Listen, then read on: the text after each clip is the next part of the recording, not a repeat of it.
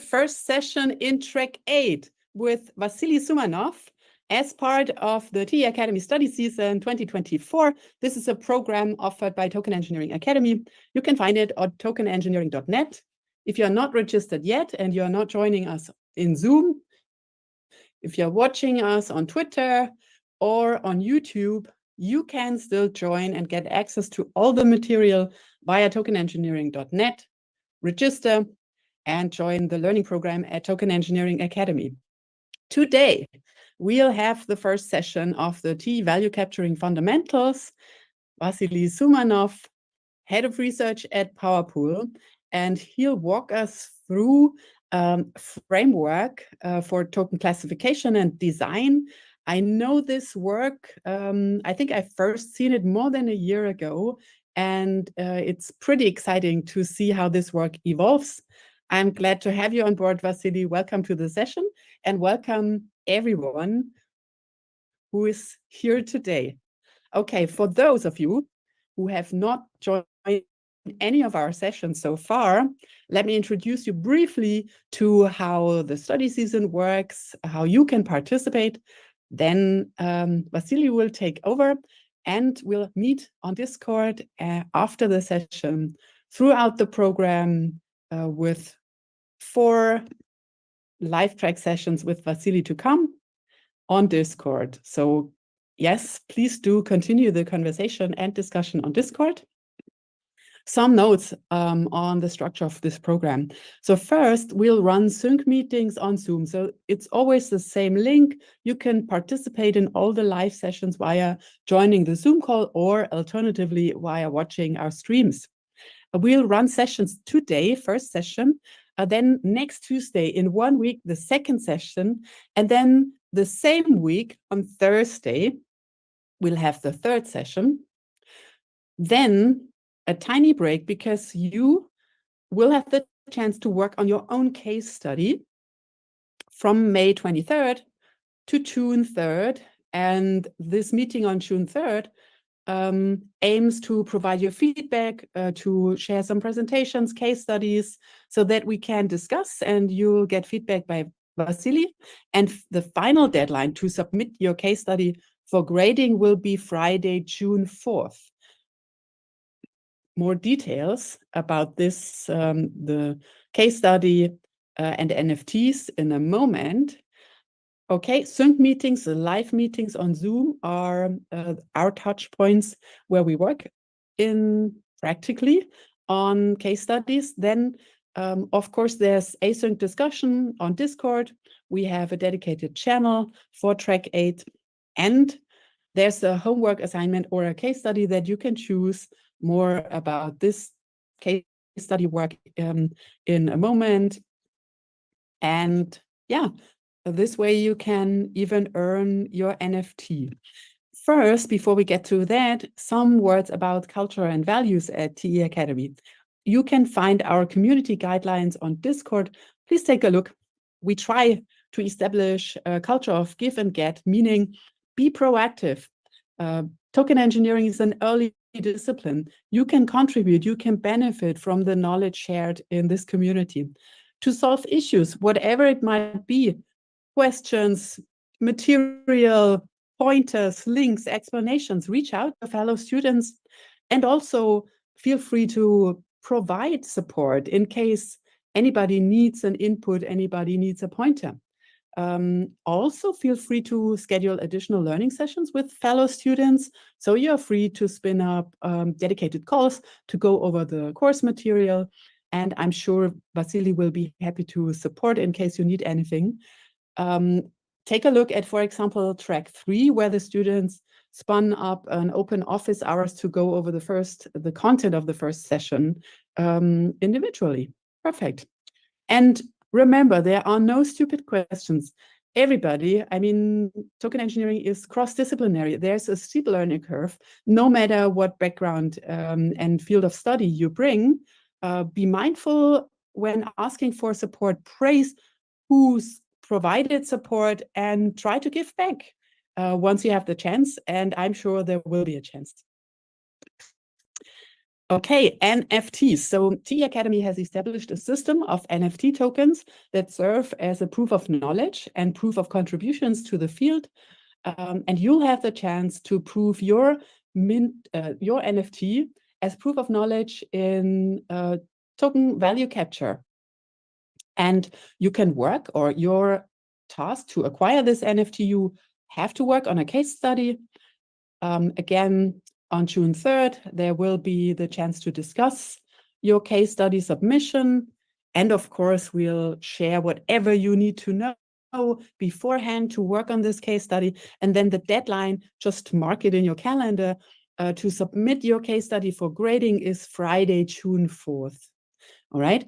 And then we'll have the grading, and then you'll receive the NFT, and we'll have additional voting weight in the decision who should win the 10K fellowship grant.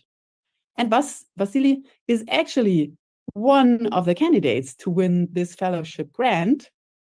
As a participant in his live tracks, you can say thank you via voting on the live tracks you enjoyed most.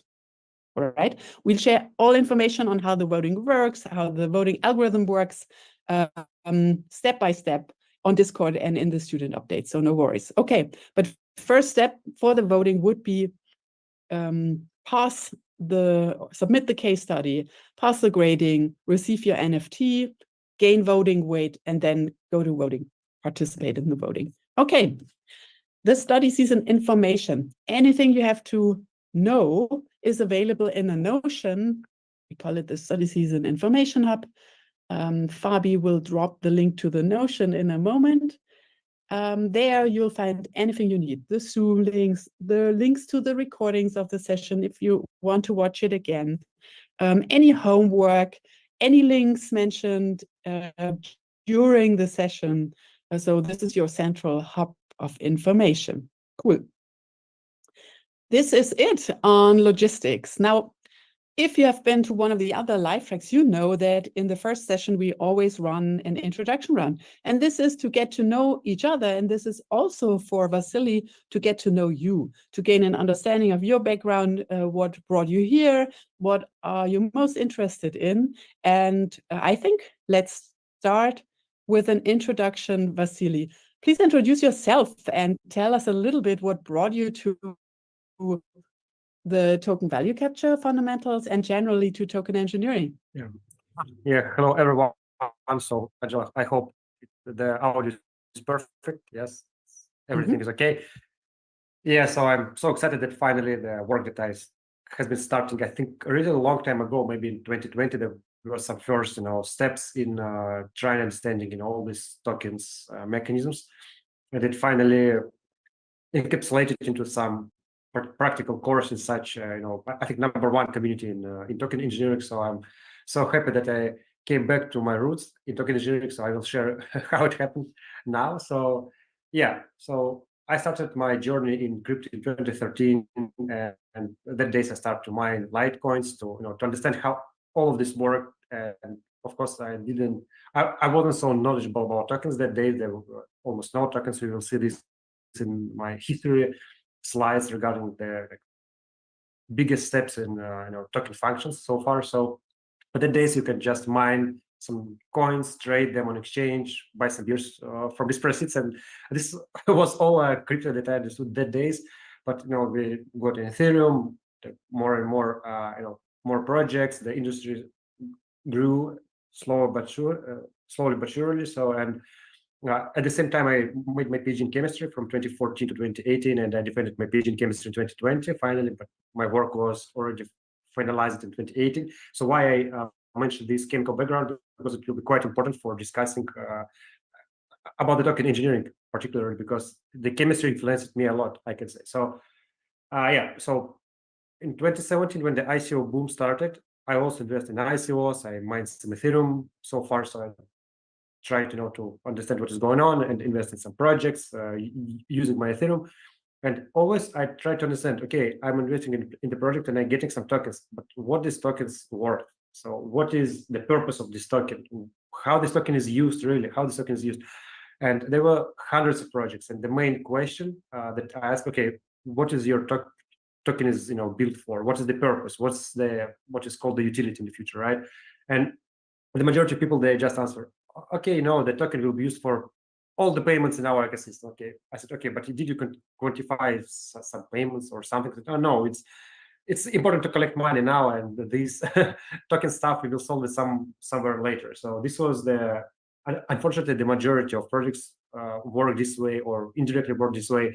So, but yeah, every project I found, I start to dig into them and understand, okay, how token works, how token is related to the project itself, etc. So I also got some,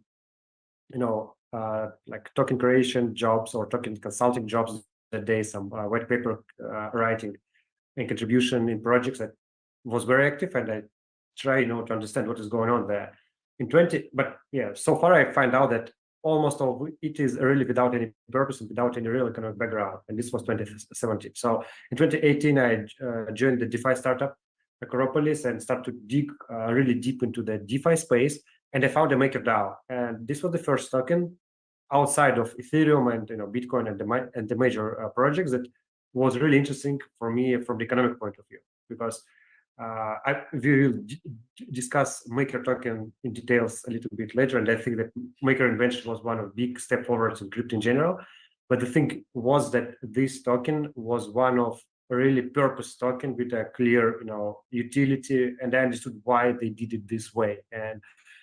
And I found some valuation from A16Z on this, and I start to understand that okay, there are some projects that building tokens properly, and this was very interesting for me.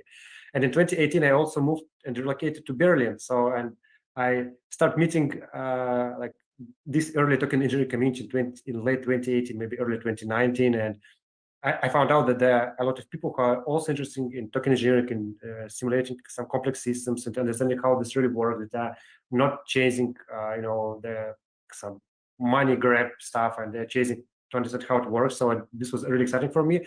And yeah, I joined the T community in early days. I think there was much less people than now, but the discussions were quite interesting and meetups and stuff. So, and I started, to be in this community, and it was boiling up and new projects. You can remember Centrifuge, Uniswap, Compound, and more projects with some purpose tokens, with some real utility and real product under this token. And this was really interesting. But the more tokens I explored, the more new like functions and stuff I found out. I started to understand that there are a lot of tokens, but the number of economic functions are really limited. So and I started to think, okay, maybe you can classify them in some way to gain a clear understanding how token works, what is what is now called value capturing, or in simple words, what is the purpose and how this purpose can drive some value to its holder besides some speculation stuff. I mean, the fundamental value first of all.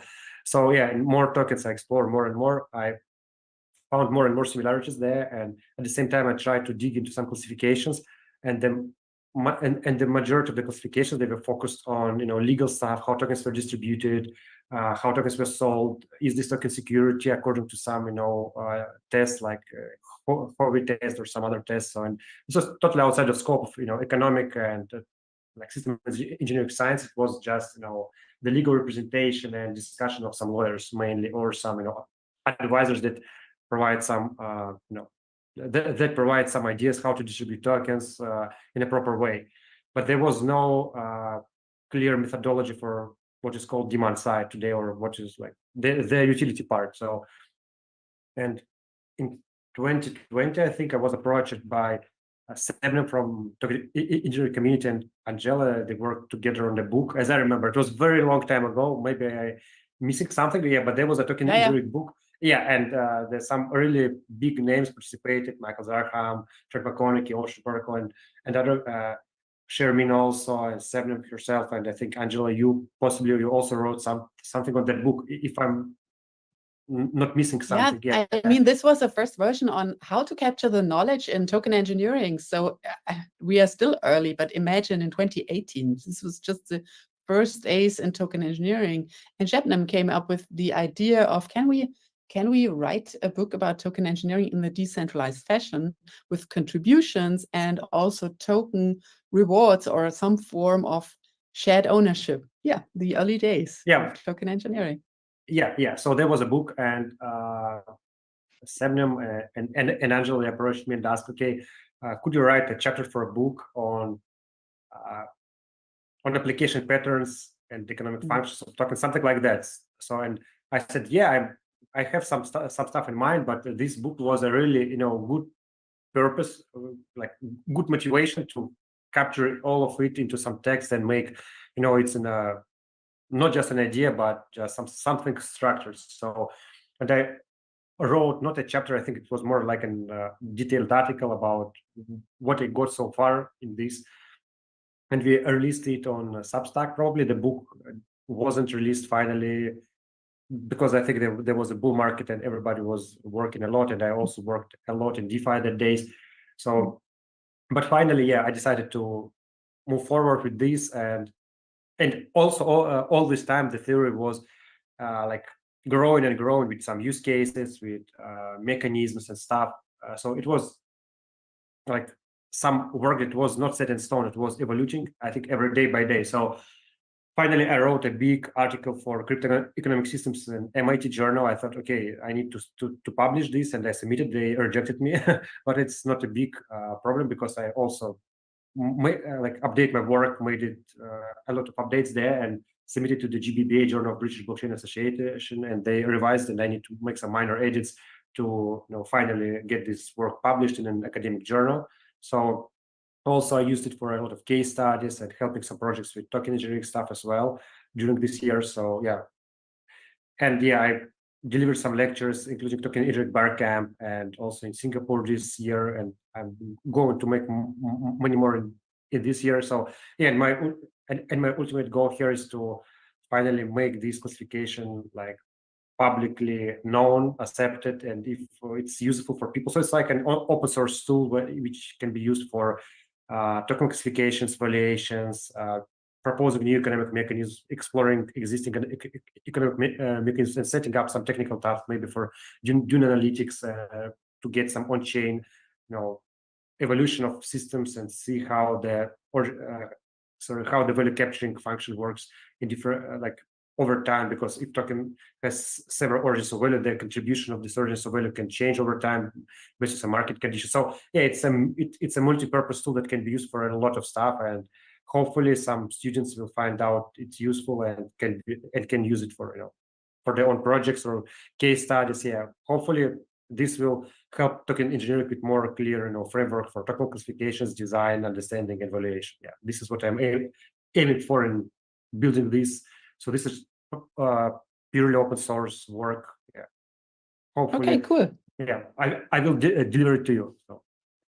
Awesome. Yeah, that's actually very cool. Not only sharing knowledge, also sharing this classification tool as an open source framework for the token engineering community.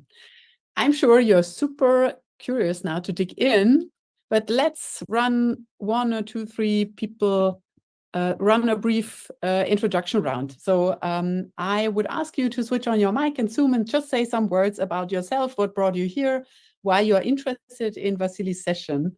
And let's see, Kaiser, would you be open to introduce yourself briefly? Yeah, sure. Hello. Hello. Nice to meet you all. I'm Kaiser. I guess, yeah, I mean, I've been crypto for a while now, from both personal and professional interests. Currently board member of Internet Native Organization. So actually from more DAO perspectives, we are working on bridging the legal elements of crypto space and DAOs then to, yeah, the crypto world. So I guess that's shortly about me. And what's your background? What brought you to crypto? Well, actually, I studied blockchain technology and cryptocurrencies at university. So I sort of got into it from academics and then ventured into the rabbit hole, like as it goes, right? So, yeah. Perfect. Thanks for joining today. And thanks for the introduction. Welcome, Kaiser. Ayush, would you like to go next? So I've been in the space for the past 4 years, and right now I'm building. Can you speak a little bit louder? I think it would then be easier to understand and follow. Can you hear me now? Yeah, it's pretty silent, so try to speak loud. Thank Okay, you. fine. I'll try not to scream too loud, but I'm in the process of building my sell-side research company within crypto, where we help family offices and funds better allocate into the space. So this is a great course for me. So yeah, looking forward to it. Yeah. Great. Thanks for joining. I'm sure you will learn a lot, and this will be pretty useful for your journey. Thanks for sharing. Welcome. Bryn, would you like to go next? Hi. Yeah. So I've been in the space for about 3 years. I also work in a DAO advisory, and we build privacy-preserving DAO tooling. I've been on tokenomics calls with teams pretty much the whole day today, so I'm really interested to see, what this course, what this module brings, and what I can learn from it. Hopefully, I can take something back to the teams that we advise.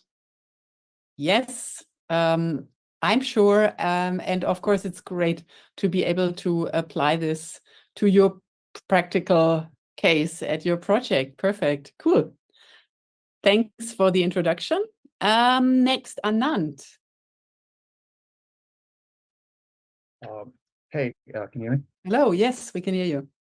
Hi. So I'm Anant, and I'm in San Jose. My background is in aerospace mechanical engineering, and I did was a product manager of a startup doing CFD, so computational fluid dynamics type simulations. So I'm naturally interested in seeing if those similar techniques can be applied in the crypto economy context, and I've done some basic courses in token engineering modules. Yeah, looking forward to session today and all the other sessions in the future. Good.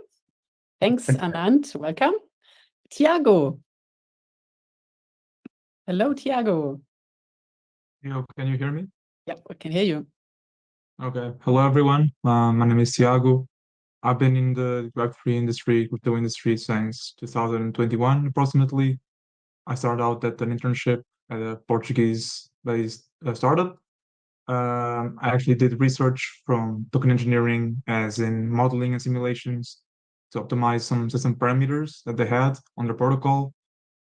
And later, I became a full-time token engineer as well. I developed a white paper. I advised several projects under tokenomics. And I recently took a sabbatic period for 6 months. And only now I'm getting back to the industry. And I'm taking this whole track series just to get back, to regain the momentum that I had. Oh, and I studied mechanical engineering and economics in university. Awesome. Great to see you again, Tiago. Hello. And Carrie. Carrie, hello. Yes, hello. This is my second track that I'm doing. I think I'm in the right place. My background is in electronics, but I've been in the token engineering space for at least 3 years. Trying to see where I can fit in different projects in token engineering. So I'm glad to be here. Thanks. Awesome. Thanks for the introduction, Carrie. Great to have you on board. Yeah, I'm so happy to see how many dedicated people came to the course that they have some background in token engineering. They had some practical experience, and this is really good. I think it will be quite useful, and yeah, I will be happy to get maybe some complicated questions or discuss something. So yeah, thank you guys for coming. Cool. Yeah, let's crack some nuts together. Final one, donft.io. We are running a quick introduction round. Just feel free to switch on your mic and say some words. What brought you here? Why you are interested in this live track? Yeah, hello, I'm Natalia. Nice to be here. Yeah, I'm here to support Vasily, and I also interested in token engineering. I think it's quite a big topic, and it's really important to get fresh in this theme all the time. Cool, Natalia. Great to see you again. Hello. Yeah, welcome. hello. All right. I think we are now ready to go to Discord just for a moment. I hope you are all member of the Token Engineering Discord. If not, make sure to join. You find the link at the information hub. Just check out the Zoom chat.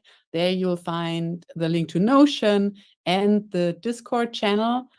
And let me just show you our tracks channel. So this is our shared channel to discuss anything related to Vasily's track 8. And Vasily, prior to this first session, Vasily submitted some questions. So to get to know each other, what is your background in token engineering? What is your understanding of economics? Did you ever use tokens yourself? And do you know that the famous Brave browser has its native BET token? And finally, select tokens functions use you have practical experience with. So feel free, everyone, to click the emoji that fits best to your background and experience with tokens.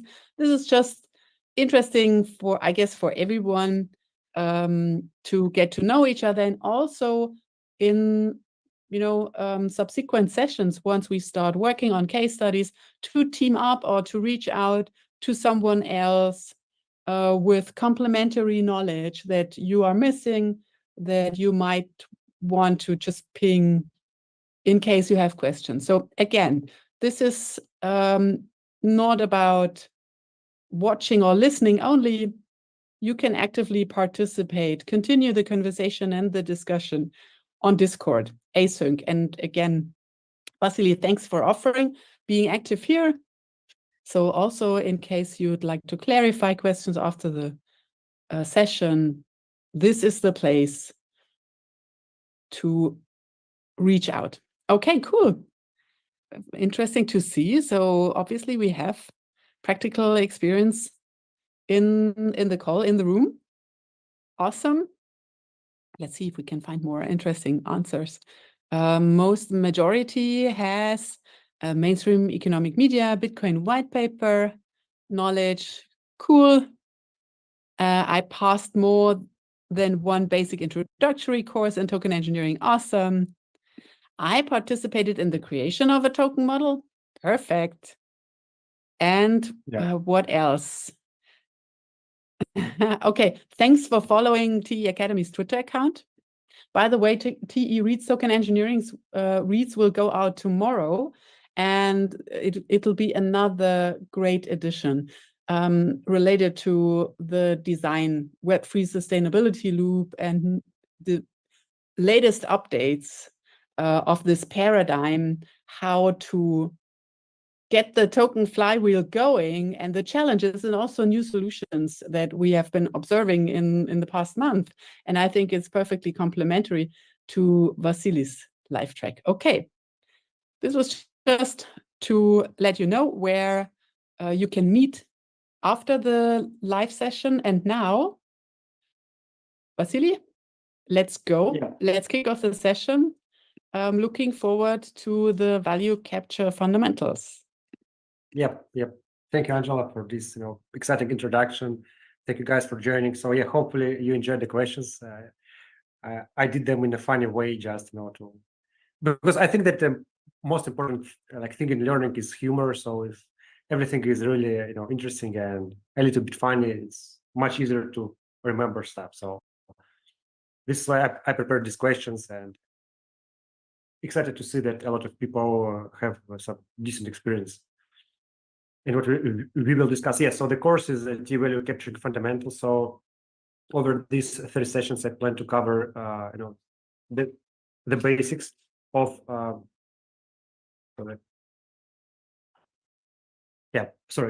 the basics of value capturing, and it's mainly value capturing mechanisms, sources of value, and periodic table, and some pathway to valuation and stuff.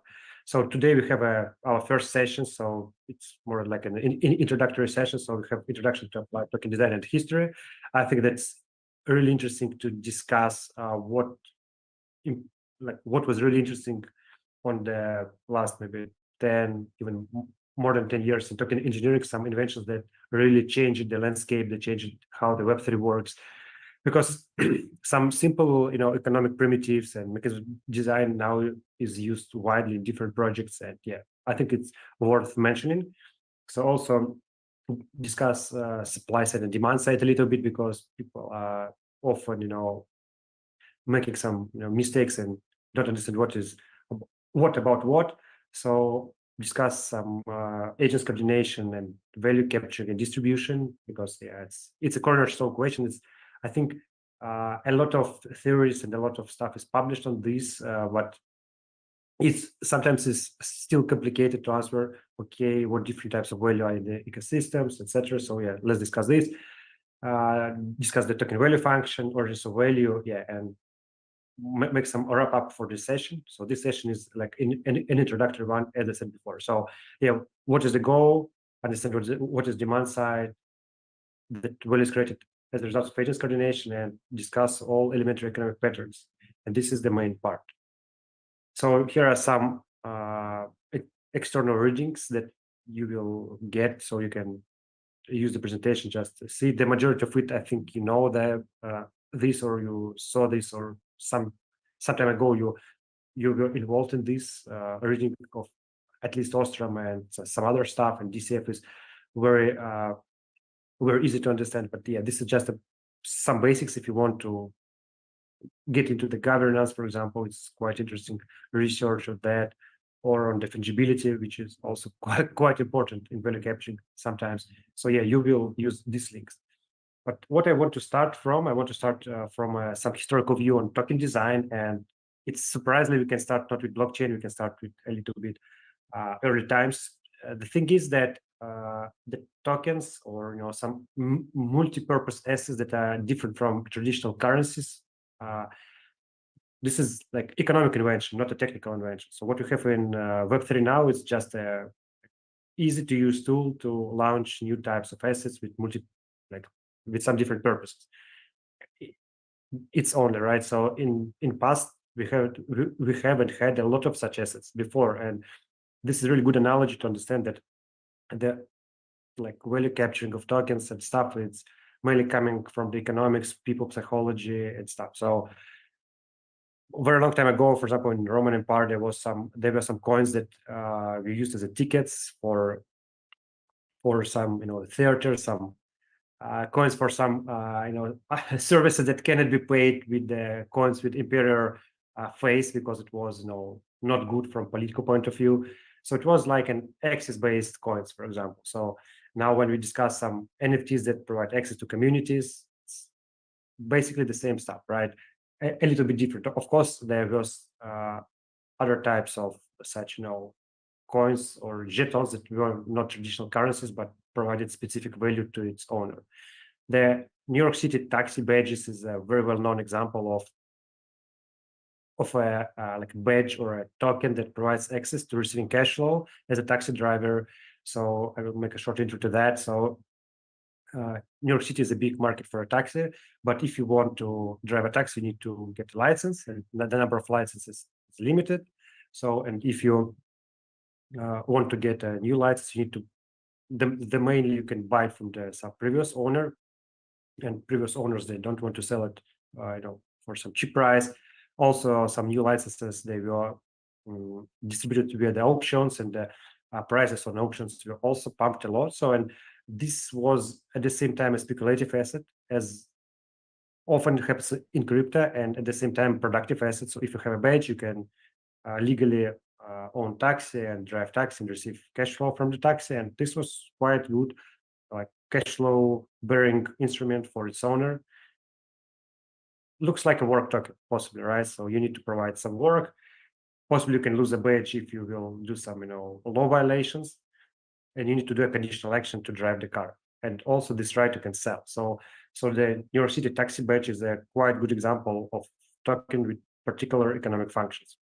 The club cards, loyalty programs and stuff also are tokens, basically. So the main idea of this slide is to understand that some assets that with some specific functions, they existed always, all the human history, and the blockchain allows us to just make it on scale now, make a lot of communities, make a lot of digital ownership of rights, of some identity, of some particular functions in some tokenized systems. So this is the main learning from it, that everything new is something old sometimes. So yeah, let's dig into the historical view on a token design. Of course, this is a subjective time scale. There are a lot of other projects that could be mentioned here. I try to pick up the most important ones and most significant ones from my point of view. At the same time, I try to pick up only those who were delivered on scale or were first in something. So yeah, when Bitcoin was released, it was 2008. If we're talking about the source code and the white paper, 2009, early days. If we're talking about the network launch itself, what we got a value transfer asset with some store of value function due to it limit supply. But basically, the only function of Bitcoin that exists so far is that it is possible to transfer it from one address to another one, right? Nothing else. You cannot mine more Bitcoins if you own Bitcoin, right? So if you want to mine Bitcoins, you need to get some proof of work, ASIC miner hardware, and do it this way. So in 2012, the first proof of stake cryptocurrency was invented, and it was also a good step forward in terms of consensus mechanisms that are quite important in blockchain. But from the token engineering point of view, this asset now was a productive asset. So you could launch a node, stake your asset into a node, participate in consensus, and get some cash flow. So this was the first step in this direction. It was quite interesting, and as you can see, in 2012, the first POS cryptocurrency was launched. In 2022, finally we got Ethereum POS merge, and yeah, now it works fully on proof of stake. And Ethereum is possibly the biggest proof of stake. I mean, the biggest in terms of value and in terms of significance, the biggest network and most significant ones. And it took 10 years from some small experiment that, of course, this coin died, to get to some big mainstream adoption of multi-billion network. So in 2015, we see how the MakerDAO token was proposed, one of the first governance tokens. Why it is so important, why it was mentioned here, that because finally Maker is one of cornerstone DeFi projects so far, and the stablecoin DAI is one of most used decentralized stablecoins. I mean, stablecoins that are not based only on off-chain collaterals like USDT or USDC, for example. Of course, now DAI is also backed by some real-world assets, but yeah, it was at least it's different from the USDT and USDC so far, right? So they have governance and stuff. So I think that and Maker token, what is also important, that the question that they're governing, mainly the interest rates, are really important. This is not just governance, like a form of governance. It's a governance that affects the whole DeFi, because the interest rate for DAI and DAI savings rate are really important in DeFi. So in 2015 also, we saw the Augur, and this was one of the first work tokens. It went live in 2018 only, but it was proposed in 2015. And in token design, I think it was a big shift forward in token design. First of all, it set up the prediction market, which is quite interesting, and now again leverages this work token thing on the big scale. So at the same time, we see how the small idea came out to the big mainstream adoption possibly. So, and also it laid the foundation for oracles, work tokens and stuff.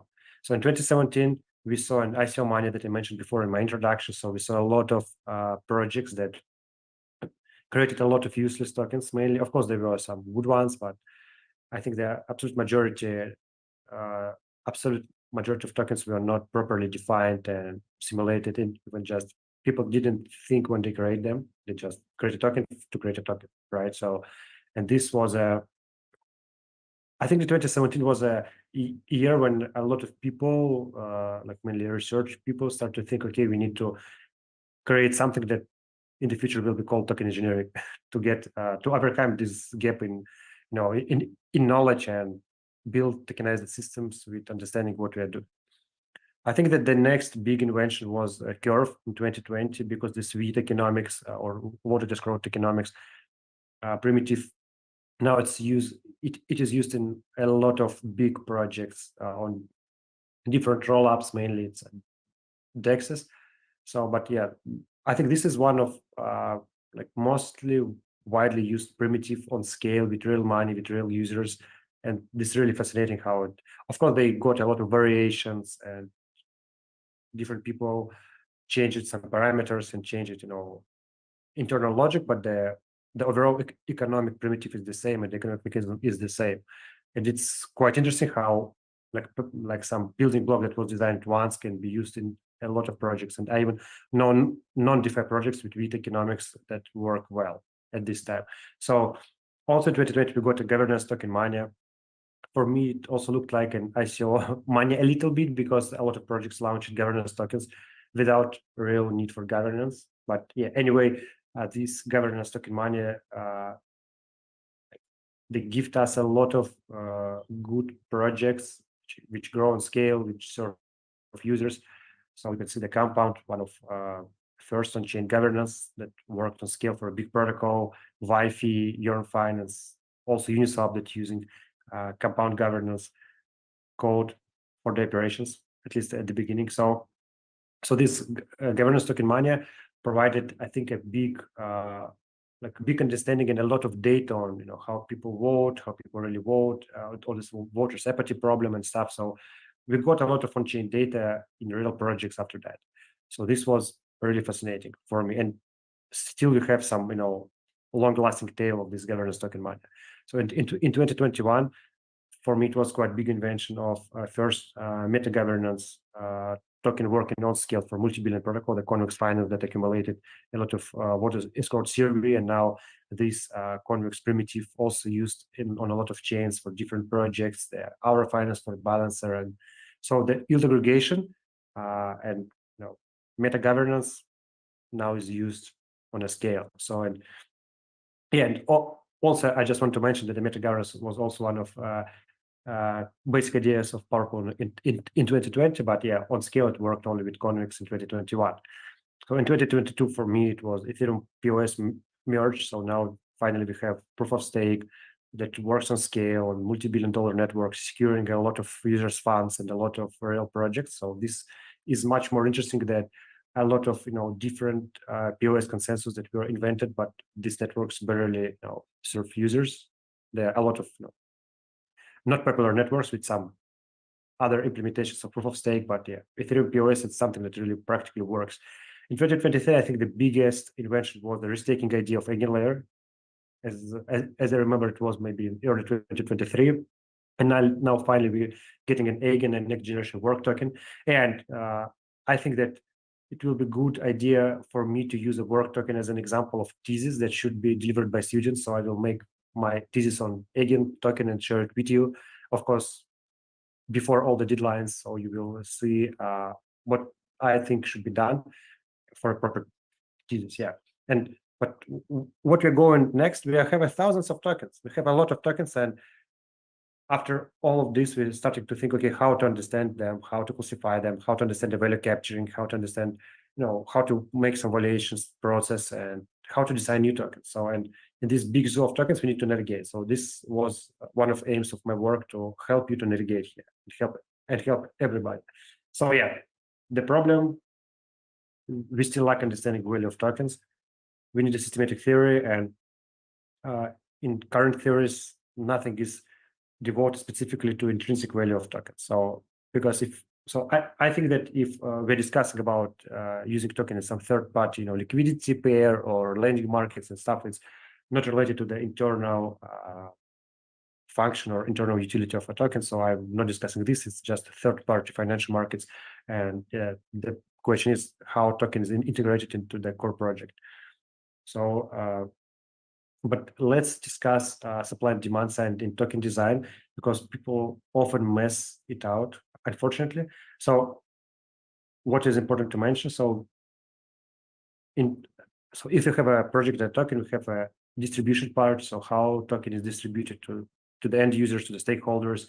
It can be done using some investment mechanisms, some airdrops, some liquidity mining, some network rewards, grants, and a lot of other approaches. And the part of token engineering that focuses on efficient token distribution that will provide good results in user acquisition, protocol growth, in all metrics and and stuff, is a supply side. And so I'm not working on a supply side. It's also a very important piece of any project, specifically launch and early years of the project. So, but my focus of the study is mainly the demand side. Is okay, if you have a token, what you can do with this token, what value you can extract from this token or gain using this token in a proper way. I'm talking about the fundamental value of using the token in the protocol, not about the speculations. Of course, the some market value is a little bit different thing. So yeah, and demand side answers to the question why someone will to own the token and use it, and supply side answers the question how someone and why will receive the token. So yeah, I try to focus on the demand side. So to understand the demand side, we need to understand the the coordination in the network, and this is a quite complicated question, to be honest. And there are a lot of works on value or theory of value, I can say. So even some economists say that we don't need to account value because it's useless. So it can be, I think, a big different list of readings on the value topic, including the theories why the practical value of like water and diamonds cannot be compared, etc. So I try to to navigate inside this big variety of information and extract something that will be really useful for token engineering here. So what I'm thinking on this topic, I'm thinking that okay, we have a decentralized network. Even if this is just a dApp on Ethereum, it can be also considered as decentralized network of users that interact with some kind of contracts or protocol. They contributing value by means of interacting with the protocol. So and value is created mainly on their coordination basis. So if you we can consider something like a firm, but of course it's very outdated approach.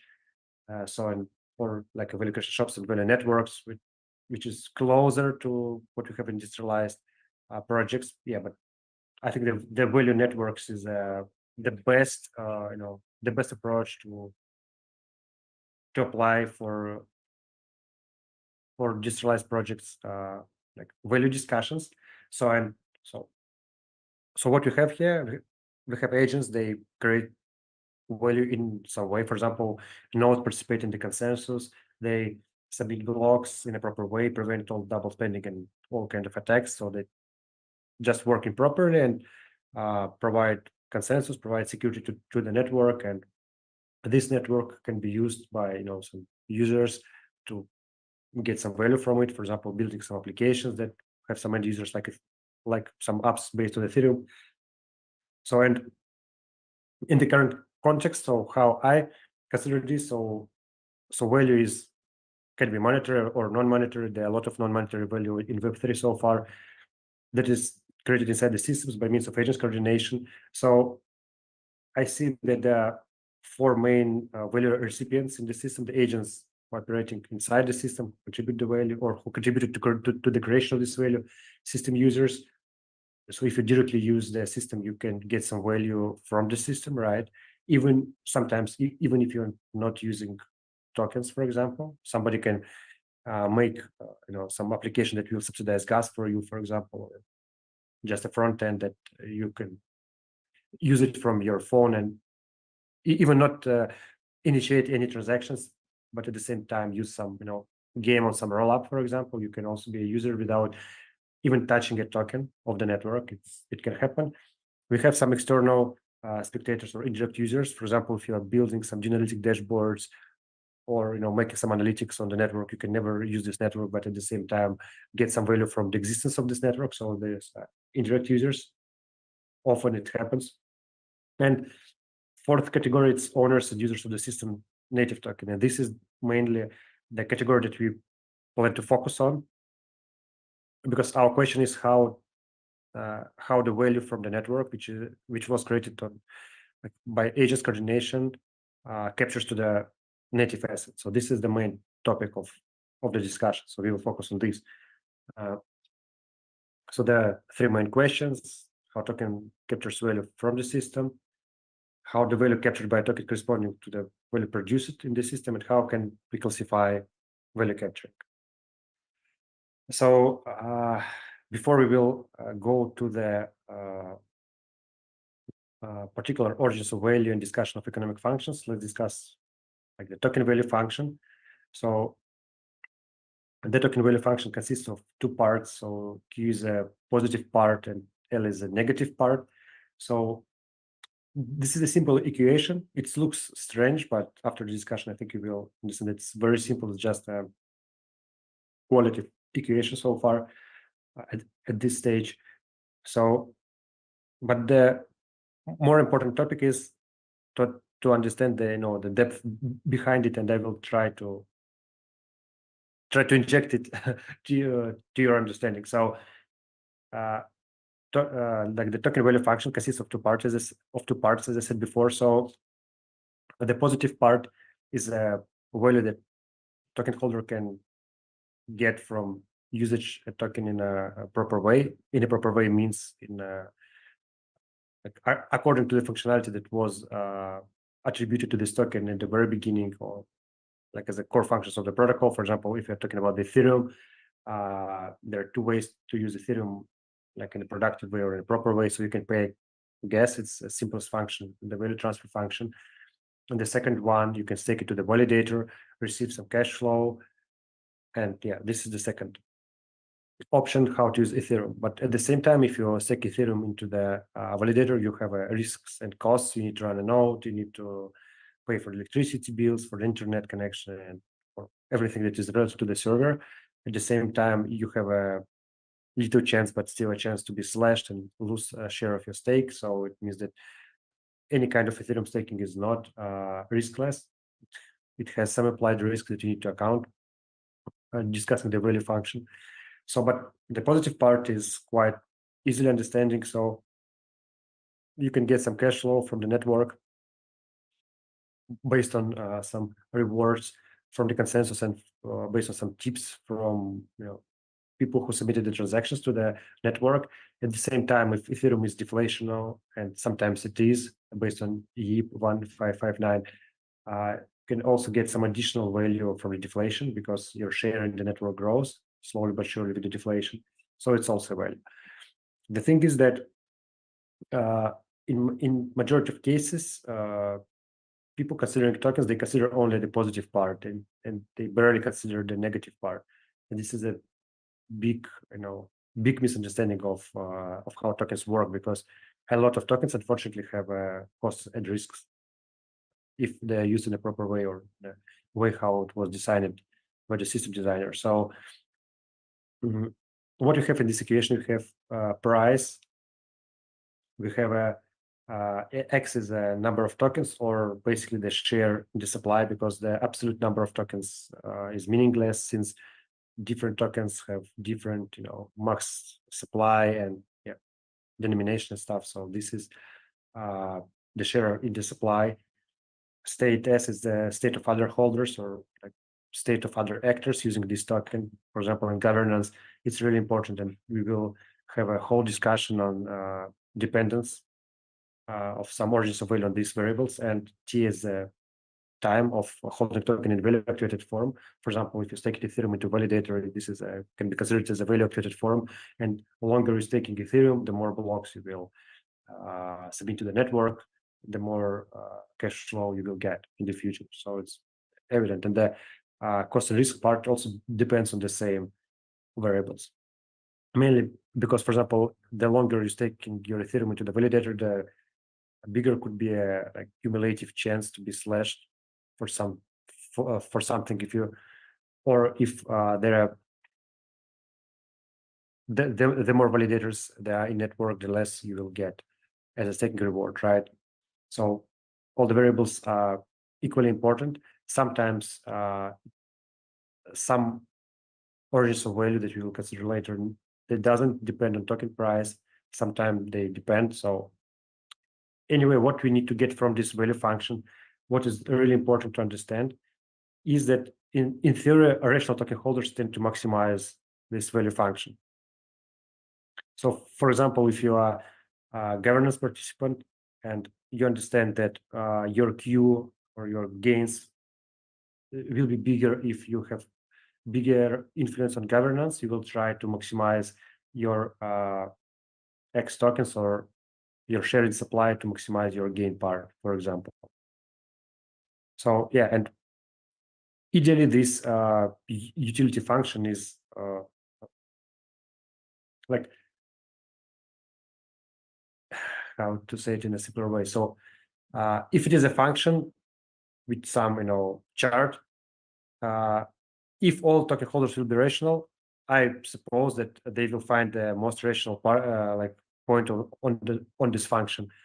So, but let's discuss also costs and risks. So the positive utility is easy to understand. It can be cash flow, can be some governance rights, and some other things that we will discuss later in this session. But the cost and risk, where they come from, and so I thought about that a lot.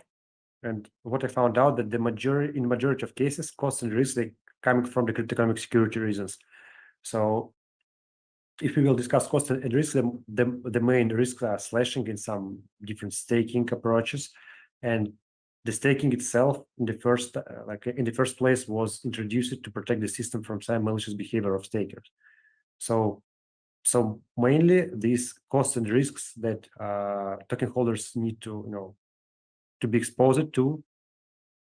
These are some requirements that are needed for coordination, because, for example, in proof of stake blockchain, nodes cannot coordinate without stakes that can be slashed in case of misbehavior, right? In some what is called tokenomics in governance with long lockups, the idea is that the longer is lockup, the bigger is the voting power. What means that token holder agrees to take bigger risks for the token, because the longer is lockup, the bigger is the risk that project can be hacked or something can happen, right? If you're locking tokens for 4 years, nobody knows what will happen in 4 years with the project. It's crypto, right? 4 years is a very long time in crypto, and a lot of things can happen, including that Ethereum will make some upgrade and this project wouldn't be relevant anymore, or there will be some powerful competitor that will capture all the market, and this project and its governance will worth nothing, and there can be a lot of other events that will lead to driving this the value of this project to zero. But at the same time, the longer are lockups, the more long-term motivation have voters in the system. So, and longer lockups, they need it for successful coordination of voters and governance. So what I want to ask you to write up or build the understanding of that in tokens value we have costs and risks part, and this cost and risk part is not because somebody just want to ask you to be exposed to cost and risk, but this is a cost that are associated with successful coordination and cryptoeconomic security mainly. This is very important piece, and we will discuss a lot of examples on this point.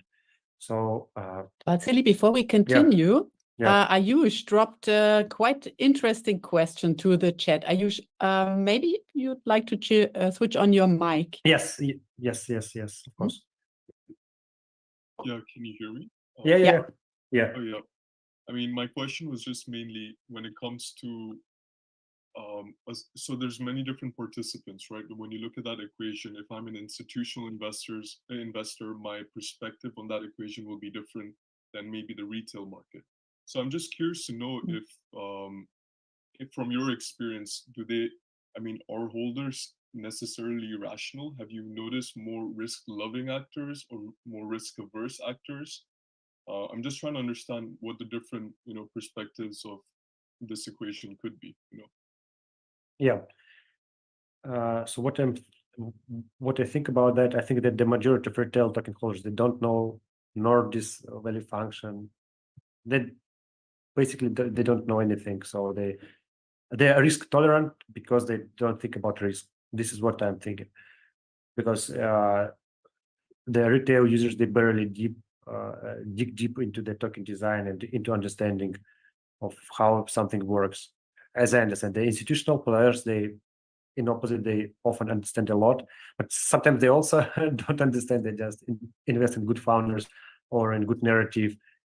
Or this is how you see that there are several egg layer not forks, but competitors launching, and everybody's going into the eigenlayer competitors. But at the same time, I think everybody understands that eigenlayer itself has possibly a lot of not a problems, but like complexities to become a successful like cryptoeconomic security protocol plans to be, because it's not so easy pathway to deliver what they planning for, as I understand. So, but yeah, the narrative is good, and funds invest in this in this narrative. I think that the majority of people, they're not rational in tokens at all. But why I mentioned this in because I think so. It's for understanding of it's just for basic understanding. So you have, for example,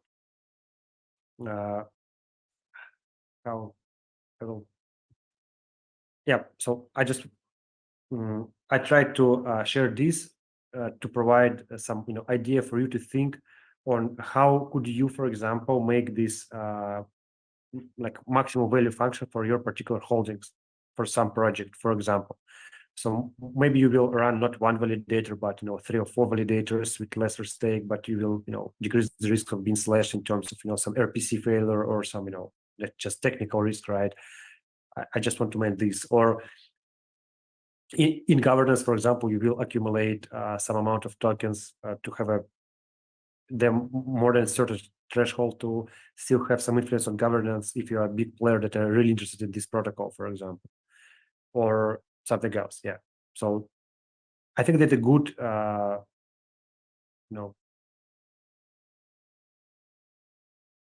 good thing that you can do after the session is just pick up maybe 1 or 2 of your favorite tokens that are something outside the like major ones. If you have some, for example, maybe some reducted cartel, or I don't know, some convex or some. So there are a lot of interesting DeFi stuff with sometimes with rebase, sometimes with some governance rights, and think, okay, how could you maximize your like your personal value function?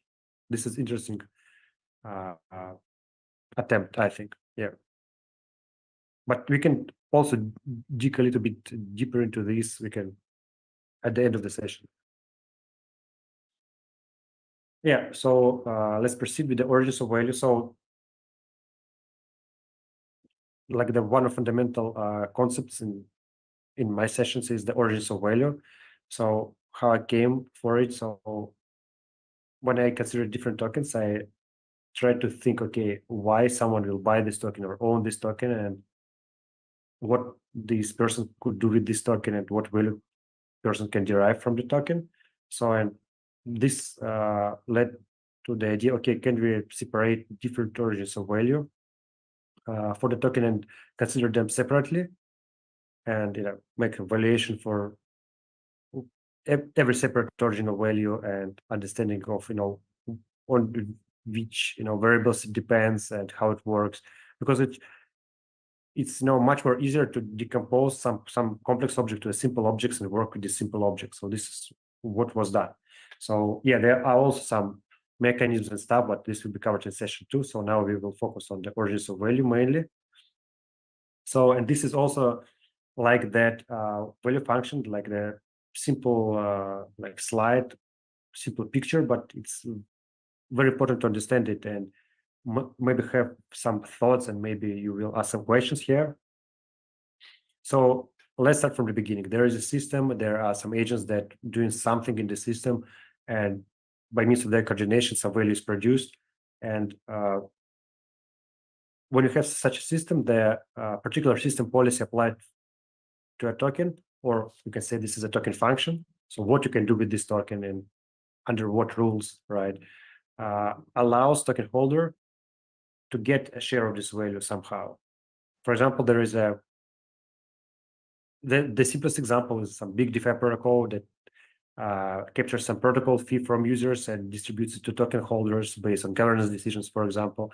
So it means that the token allows you to get the share of value that was produced in the protocol and capture it as a fees. It's of course like a Web2 example also, because the majority of stocks with dividends work this way on a on a high level, of course. So, but yeah, or a different example, there is a big DeFi protocol and there is a governance in this DeFi protocol, and this DeFi protocol has 1 billion in TVL, so it means that the governance decision that will change the fees or change how the protocol works, it will affect $1 billion of TVL. And if token holder can vote on this decision and influence the voting, the outcome of this voting, it means that this can influence something important, right? There can be, for example, some bribes that will convince him to do this or that decision. And yeah, here we also can see how the share of value produced is captured by a token. Of course, the bribes is easy way to understand because it's money, and yeah, everything which is money is easily accounted, and the governance power outside of bribes is accounted much more in much more complicated way. But yeah, I just want to mention here that the token functions or a system policy applied to a token and like encapsulated in the mechanism design of the whole system is just a key for a token holder to extract or to get some value from the system. So this is the main takeaway from here. And yeah, and I just defined like 8 origins of value that allow token holder to get some value from the system. 6 positive ones and 2 negative ones that affect the value according to this formula. So unfortunately, I didn't find more keys to the value, to the coordinational value that is created in some decentralized projects. Maybe you will find some of them. This is interesting challenge. If you will find one, it will really enrich what I'm trying to deliver. So you'll earn a special NFT or special contribution if you find a new key yes, to the origins of value. yeah. So why name this a key? Because I made similar lectures sometimes, right? Now it's in updated form for these sessions. I added a lot of new stuff, but yeah. And the ordinal value as a key concept of the classification framework and like my approach for value capturing. So if somebody doesn't understand the very basics, you cannot go further, right? It's not possible. So this is why I try to find a simple analogy for original value. What is original value, for kids, for just a ordinary user? And I found that this is like a key or like a, you can put it and open and unlock this part of value that you can get from the system. Of course, the total value in the system can be bigger, but you at least get some share based on this system policy. And more keys you have, the more complicated is this token, right? So you will see how tokens with many keys work. So let's go through the list of origins of value and discuss them. It also looks very simple, but economically it's much more complicated than it looks like. So the first origin of value, the basic one, is the value transfer. So the value of such an asset is gained from the involvement transaction or settlements. You will ask, okay, it's like a fiat currency. Yes, it sometimes looks like a fiat currency. For example, if you will consider Bitcoin, when you transfer Bitcoin, you not only transfer the unit of account inside the Bitcoin network, but we need to mention that in Bitcoin network, that one of so the value of Bitcoin network is not only the price of Bitcoin, as a lot of people think. Okay, the value of Bitcoin network is the price of Bitcoin. No, price of Bitcoin is determined on the market mainly, but the value of the network is the cost of attack to the consensus, right? There's the number of nodes, the number of users and stuff. So the like intrinsic value of Bitcoin is depends not only on the price on Binance or on Coinbase or on some other exchange. It depends on a lot of factors. If we will discuss the fundamental side of things. So in this, the option to transfer Bitcoin from address A to address B.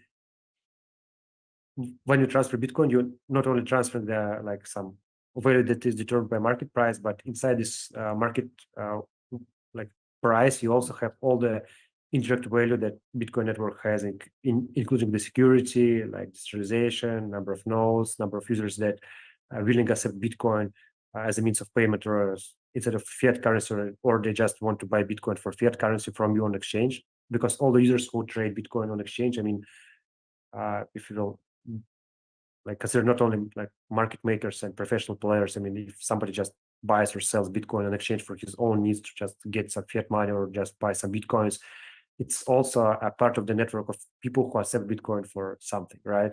So and the value transfer function of Bitcoin and the market value of Bitcoin also includes all this information, and of course, significant speculative share as well, unfortunately, which we don't consider in these lectures. I just want to mention that value transfer of Bitcoin is much broader than just sending Bitcoins from address A to address B. It's utilizing the whole infrastructure. The same can be applied to Ethereum because Ethereum has a value transfer function. It's the unique way to pay for the validators for including transactions into the blocks. So the Monero is also an example of purely value transfer proof of work cryptocurrency. The basic attention token is one of rare examples of like ERC20 tokens, which have purely value transfer functions without anything else.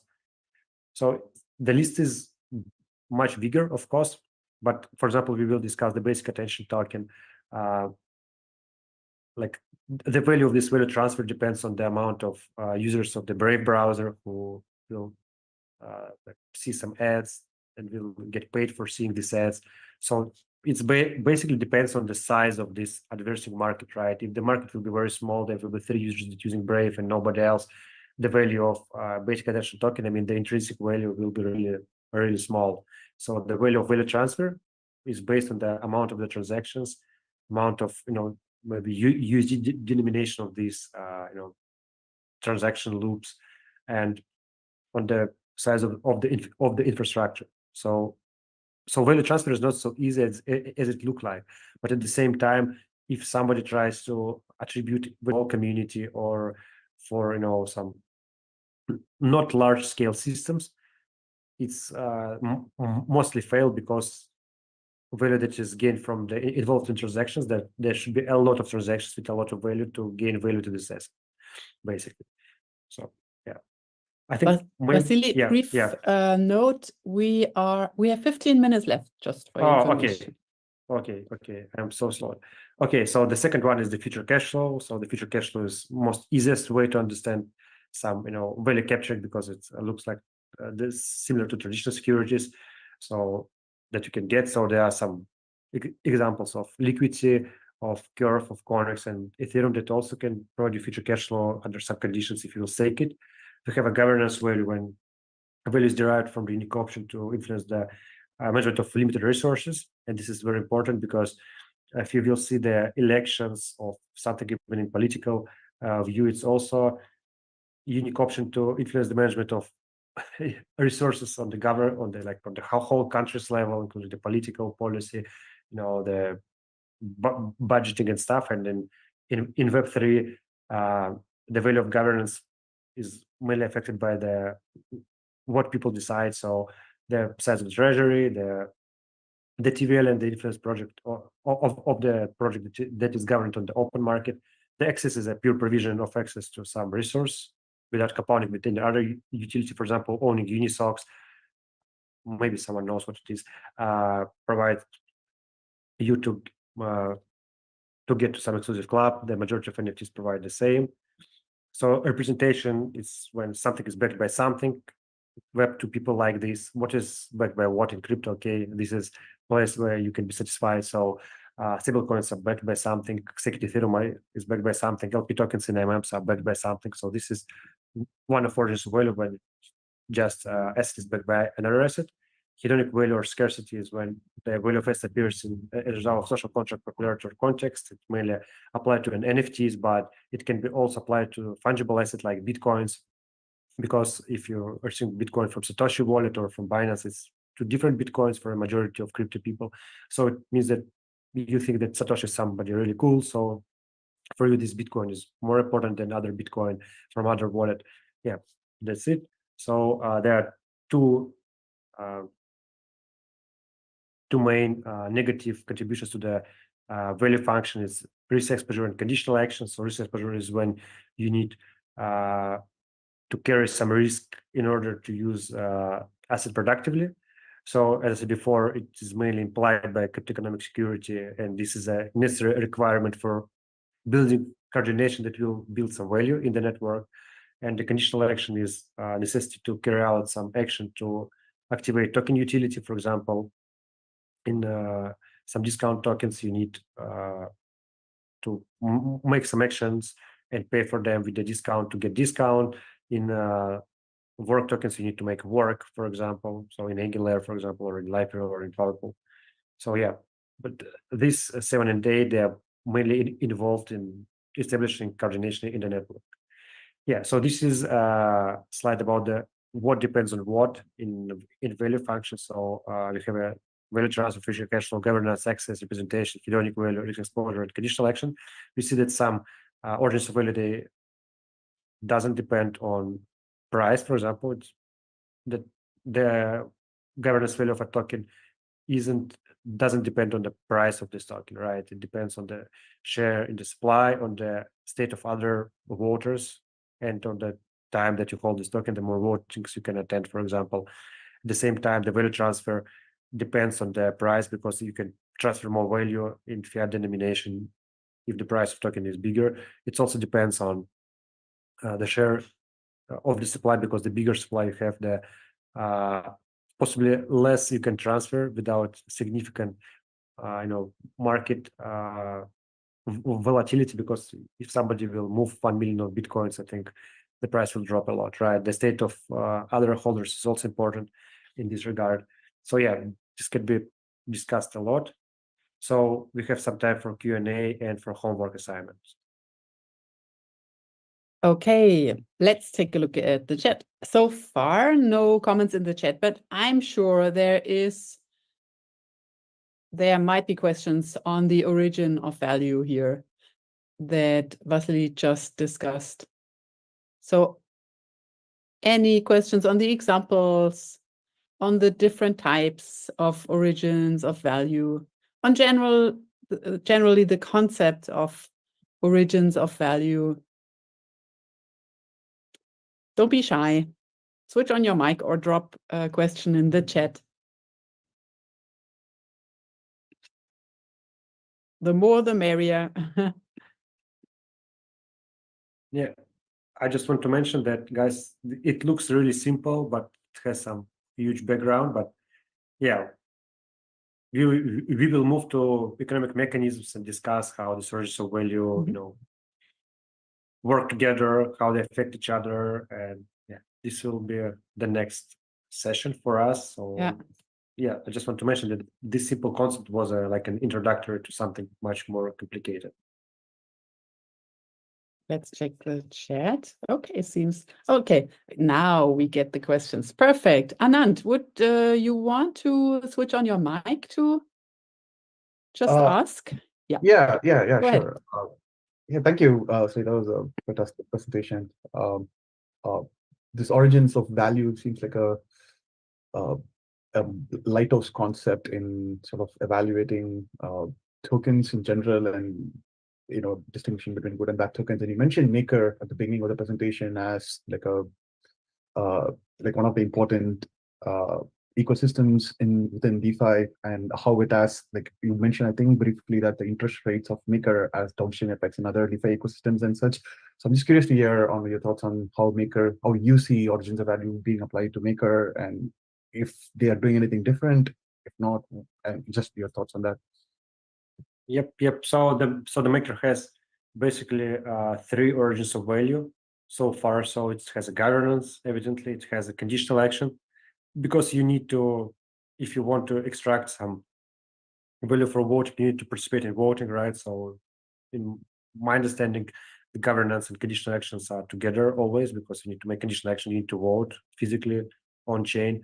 And the third is future cash flow, because MakerDAO invented so-called, as I call it, indirect dividends. Of course, it's not a dividend, it's not security. I mean, I call it literally this way, because as you might know that when somebody mints stablecoin DAI using Ethereum or other collaterals, there is some interest rate, right?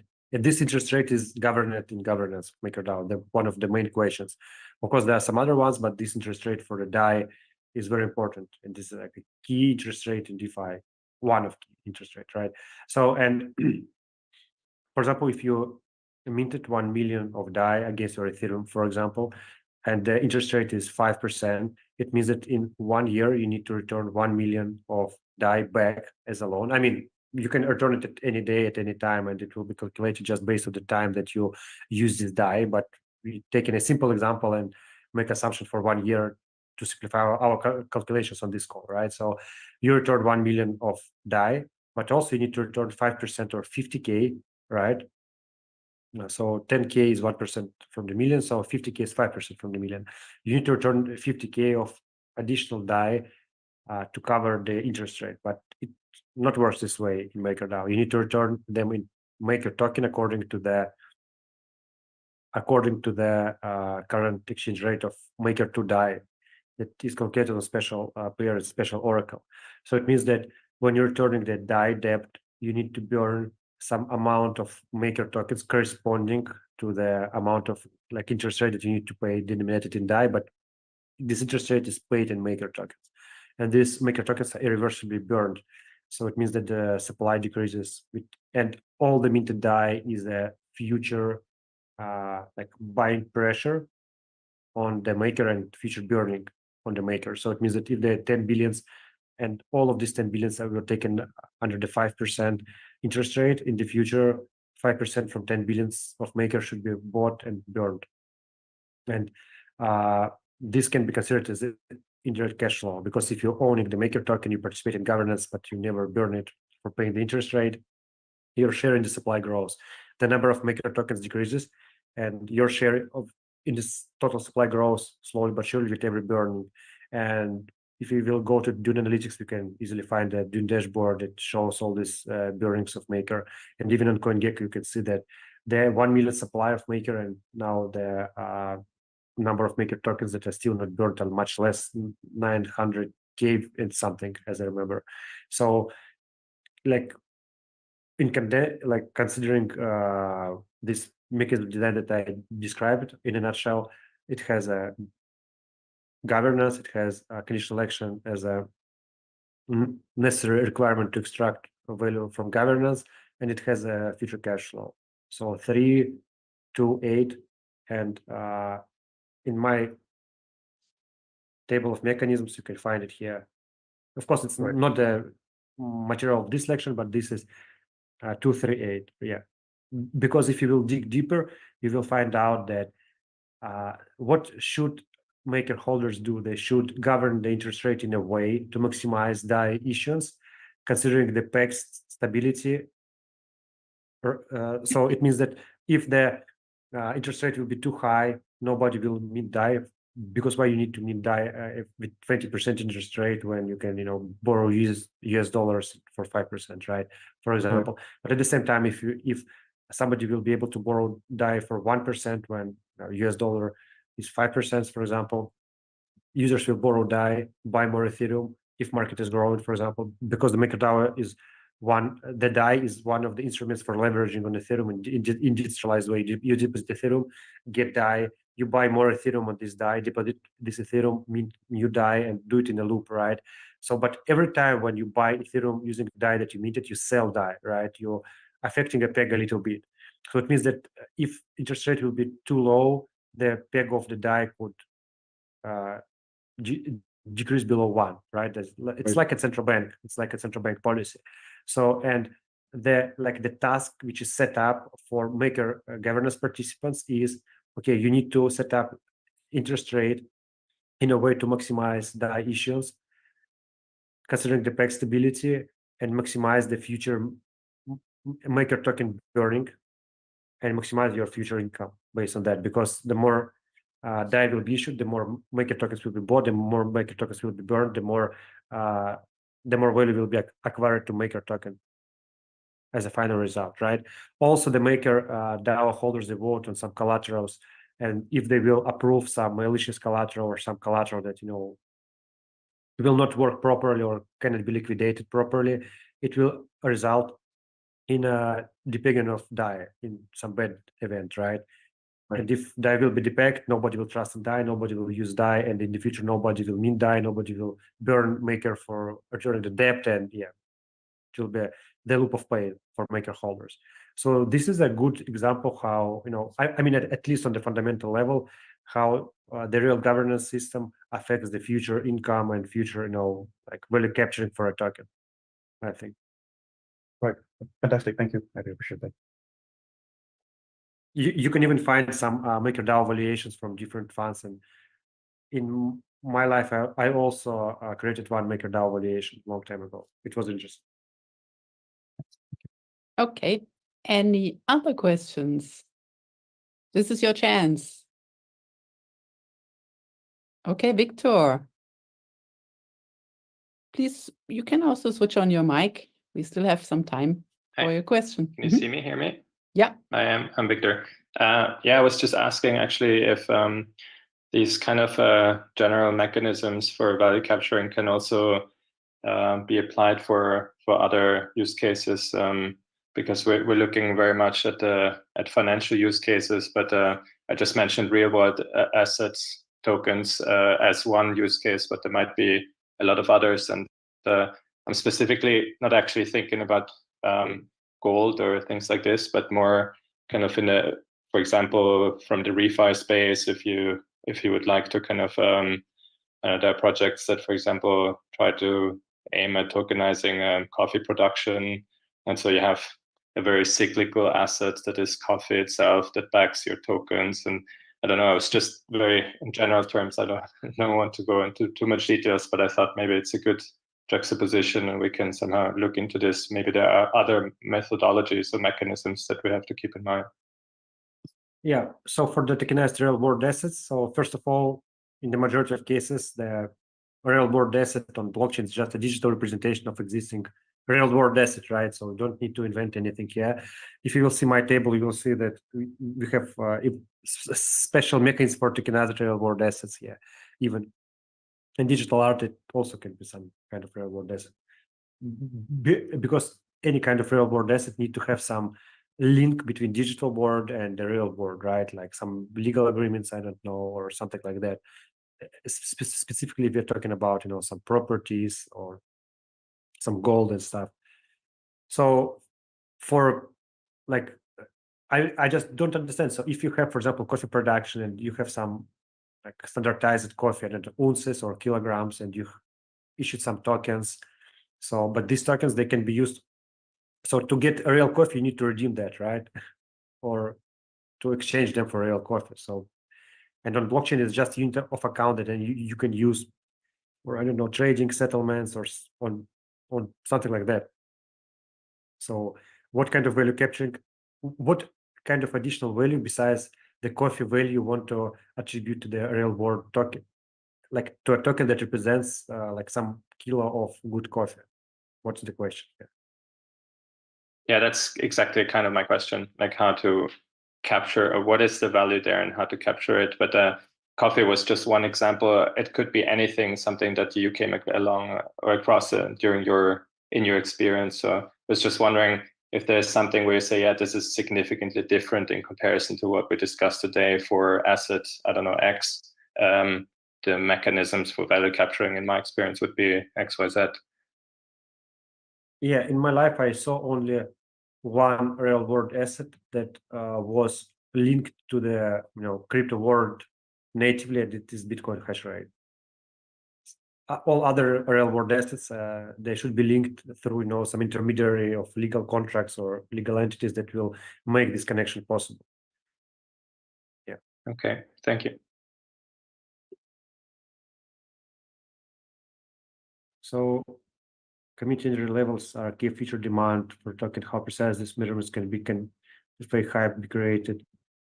Yeah, I think this is more about the marketing. It's not about the value capturing mainly, or it's about the meme tokens. We also have a meme tokens here in this table. If you can see this hedonic value section, the meme tokens is hedonic value and value transfer mechanism together. So yeah, but I don't think Violetta, I don't know if you want to switch on your mic, maybe to clarify. Community energy levels as key drivers of future demand. I think it's worth clarifying.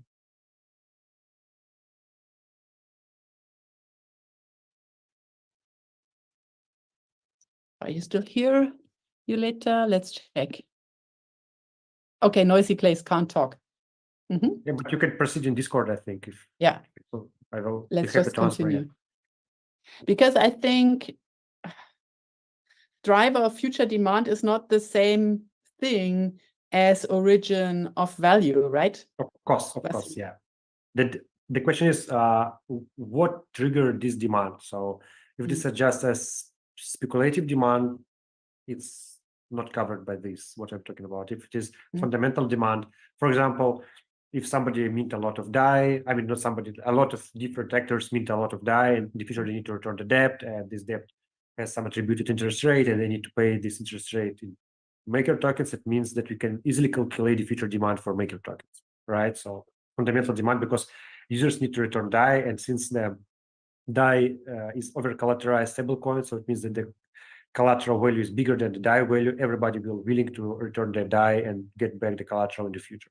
So in this regard, for the MakerDAO, it's a good example. We can calculate the future demand for DAI in numbers easily.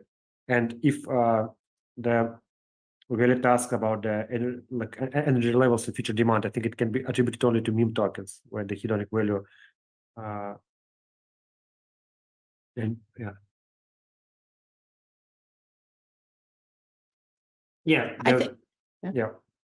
I think it's better to discuss in Discord. Yeah, I would not be worried, because while going over these concepts and working on a case study yourself, I think you'll become very familiar with how to look at origins of value, how to look at demand drivers. And this also helps a lot in just navigating the token bull and bear market and differentiate from actual token utility. But I think if no worries, this is actually a very valid question, and we'll wrangle with this question in the next sessions, I believe. So you won't be lost. Of course. So let's discuss the homework for some people who are interested in doing homeworks. What I kindly ask you to do, so I ask you to read, I will send my article in the Discord and provide to Angela and the team to the Google Drive paper. This is article that, with minor revisions, will go to the publishing in academia soon. So, and so after you read this and see the presentation, and I will answer all your questions, of course.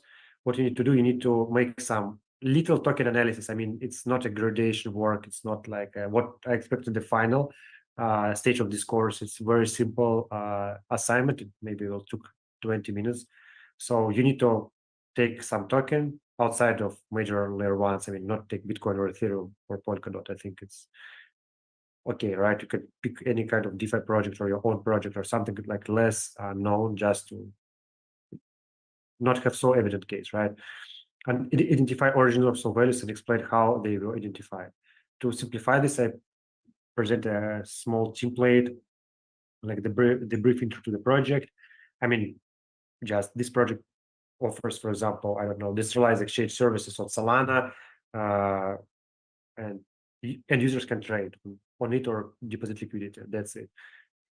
Expression of token functions. So if there is a token, we explore tokens, for which purposes token is used, and what are main functions. So, for example, this decentralized exchange has token XYZ. This token XYZ allows user to be staked in the contract and vote for some governance decisions, and also to receive some protocol fees once a week based on the community decision, something like that, right? So just the main functions in a simple way. You don't need to build any models in Python and stuff. If you want, you can do. I will be very happy to help you with that. But I mean, the homework for everybody is just write a couple of words on this and identify origins of value. Okay, this token allows you to vote, so it's a governance. Governance is always together with conditional action, because in order to get some voting done, you need to vote. Okay, so protocol fees is a future cash flow. Okay, so you can just identify this, and also you can make some, write some ideas why they did it in this way. For example, why decentralized governance is needed for this project, in your opinion. It's just like think to think, right? Or why they want to distribute protocol fee. because, for example, if we will discuss, like I discussed MakerDAO, this indirect protocol fee distribution via maker burning motivates governance participants to vote in a way to maximize dilutions and preserving the stability at the same time, right? And find like optimal interest rate that will be good for the peg, it will be good for the future maker burnings and the like indirect dividends income. So this is like a more detailed analysis. Yeah, so you just need to fill these 3 sections. And the only question that I still have is how to submit the homeworks. I think that we need to discuss this with Angela. Possibly it can be just GitHub or some easy way in Discord, or yeah. So Angela, let's discuss it after the session probably, and find out the simplest pathway for everyone to do it. Yeah, we'll share on Discord in a moment. So it will be either uploading a document to a Google Drive or submit to a GitHub repository. We'll let you know and share a note shortly on Discord. Good. So far, all good with the homework, or do you guys have any questions on that one? I would have a question, Vasily. Yeah. Selecting tokens. So I imagine I would work on a token that is not live yet. It's at the idea stage at this point. Is this a valid case for this exploration, or should it be a token that exists that is also sufficiently documented online to verify for other students? I think this is a good question, but so my purpose for this course was, so if somebody builds his own project or works on some token, they need to make progress after this course. So I want to, so what I want, guys, I want like some practical results for you. This is the only thing. I don't want to just to make lectures and you say, oh, okay, and nothing changes in your life. So if you're working on a project, please do this. And I think that you just need to add more information about the project, because if only you know about this project, there is no external source of information how to, to understand what is going on there. So just more introduction. And if you can just, I want to attribute token with these functions because I want to solve this and this and these problems. Because and now we discuss token design from the analysis point of view, right? But if you will discuss token design from designer point of view, it will be a little bit different, right? Because you identify problems in the ecosystem that you want to solve using the token and solve them finally. So, okay, so it's basically fine to submit a homework based on an own token project. Just important to provide more context to justify why you selected this or why you think it has some particular origins of value. Yeah. Okay, cool. And if you build your own project, it will be ideally that if you will write why you want to attribute token with these origins of value. Why? Because if you don't have answer why, you don't need to do that, I think. Because we try to build some systematic approach and not just randomly assign something to something. Yeah, makes sense. Okay. Looks like we are good to go. Again, we'll drop notes and we'll share also the recording shortly. Please stay tuned and see you on Discord, everyone. Thanks for today. Thank you, Angela, for giving a stage. See you soon, guys. Thank you, Vasily. And please share all the questions. I will, if you have some questions about the homework and stuff, please ping me. I will be happy to help everybody. Thanks so much. Yeah, bye. bye. See you. Wait, next session is next week on Tuesday again. Okay, all right. See you next Tuesday, latest. Yeah, Bye. thank you. Bye-bye. The recording has stopped.